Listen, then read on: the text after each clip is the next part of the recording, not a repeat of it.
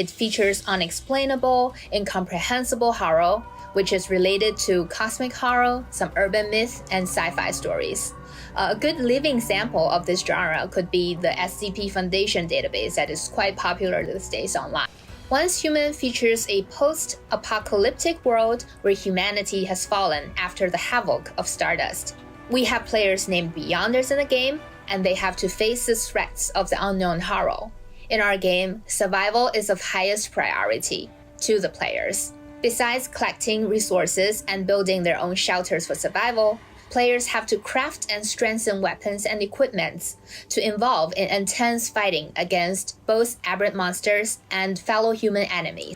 They have to fight for ownership of strongholds or to loot resources in the dangerous areas we call impasse. And to some extent, we are inspired by his horror stories, and we are trying to build our own world of unique horror and mystery. We would like to convey to the players the essence of this world after the outburst of Stardust havoc. This unknown micro-creature just suddenly spread all over the world and contaminated everything. They permeated the boundaries between dimensions and invaded the human world.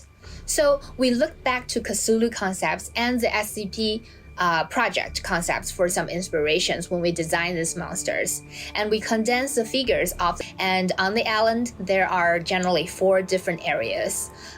For example, there is the Black Fell region, which is in the east field, and you're sane enough to survive. If you dump yourself too long in the polluted water, you probably get diseases and delusions, and you have to find medicines to cure those.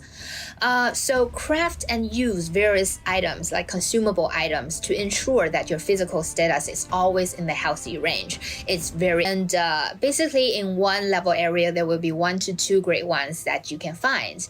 And each great ones will have basically 4 different difficulty levels, and you can unlock the higher level after you finish the previous one.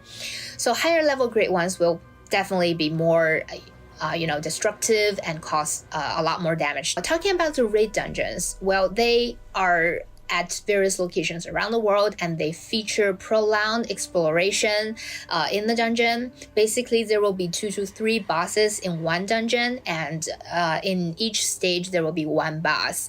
And the battles in the dungeons are more intense, and it features a lot of battle mechanisms that you have to deal with. So we recommend that players team up, maybe 4 players form a team to challenge these dungeons.